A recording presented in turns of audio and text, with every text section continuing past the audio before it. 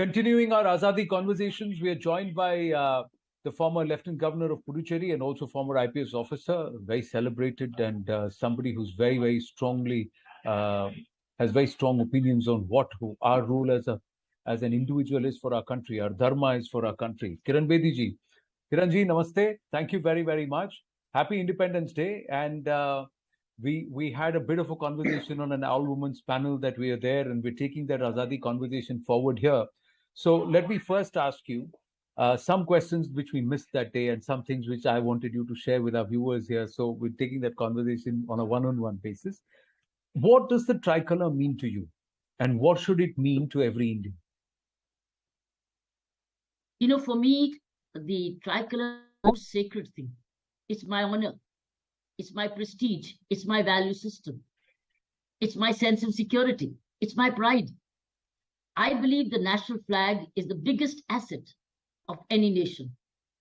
And that's why it's always held high. It's always held high. And the greatest honor is when you dip it. So I think that's what it means to me, is the most sacred thing. It's the most sacred thing a nation can possess.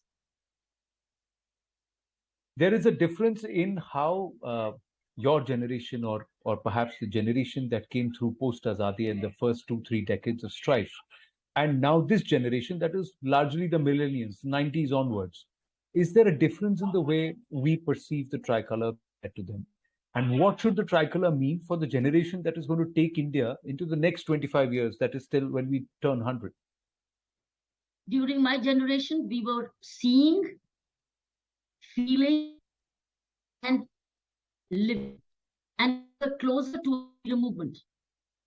We were closer to the stories of freedom fighters. We were closer to stories of the people who had sacrificed their lives for the nation.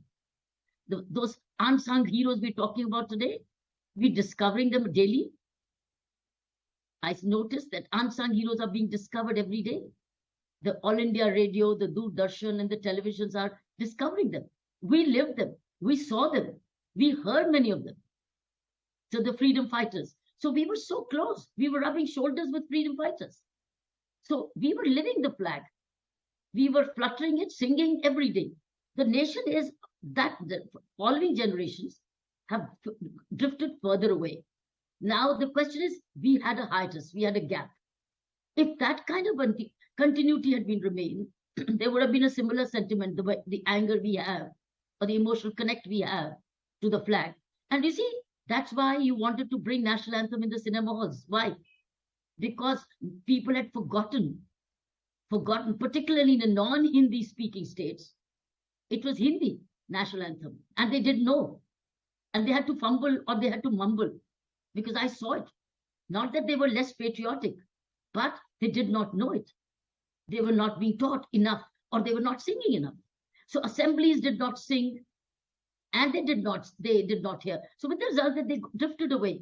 We may have to revive this. School assemblies and universities can start with the national anthem, can start with the Vande Mataram.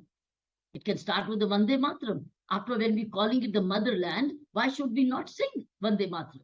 Why should we question it? I oversee somebody asked me a question, what can I do for my motherland? I said, do you ask yourself what can you do for your mother? If you say my motherland, then do you ask yourself, what can I do for my mother? Your motherland. That's a mother biological, and this is your mother, the birthplace of your birth. So I think this is it. It's not their fault. I think the fault is of the elders. We did not sow the seeds. So we are trying to sow the seeds through new education policy now. But it seems some generations have already slipped. 2-3 moments where you felt that this was perhaps a tricolour moment, like is for a Bharat movement. Anand, I have an unforgettable moment. Many years ago, 2 students who were documentary makers came and said, ma'am, will you do a little clip for us? I said, what is it? He said, it's a true story. So you're not acting. You're just enacting the true story. I said, what is that true story? He said, there was a rag puller, a woman, rag picker. She found the Tiranga in a dustbin, in a garbage bin. She found it. She picked it up.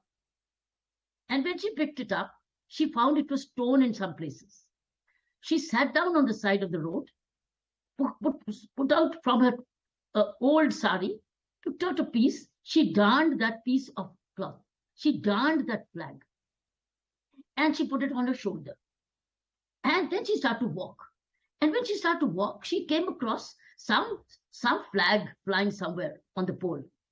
She pulled that flag down and she hoisted this flag. Can you believe it? I acted it. I reenacted it. It's a true story. Imagine this. Look at the patriotic love this woman had, stitching it with her own, and she had all kinds. So, by the way, this is in a film. It's a real film called The Real Salute. Final question, ma'am. Now, Prime Minister Narendra Modi has said that this is our Azadi Ka Amrit Mahotsav because we are entering our Amrit Kal. So the next 25 years, from 75 to 100, 2022 to 2047, are going to be the period of glory for us.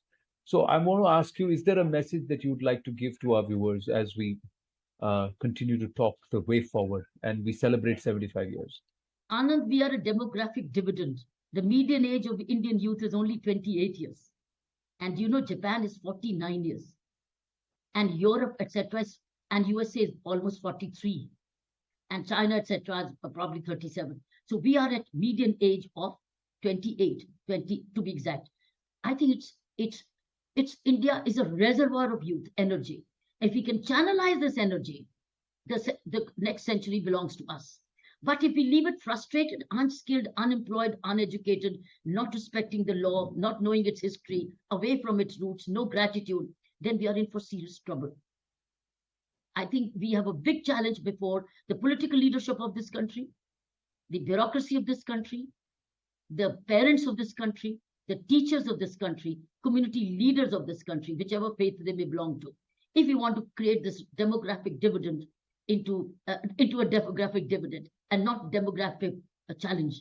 So I think if we lead, but it is not only education, it's the manner of education, the way we impart the value systems. And I trust that national education policy, but remember, there'll be you'll start seeing the results 5, 10, but if it's implemented well. Now the question is not of policies only, it's about implementation of the policies, not about reform, but as Amitabh said, re-reform. Yeah.